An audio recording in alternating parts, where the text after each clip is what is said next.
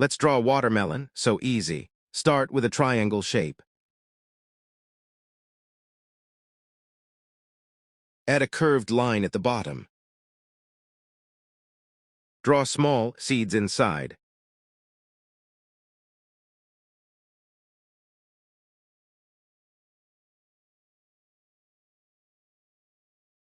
Color it red and green.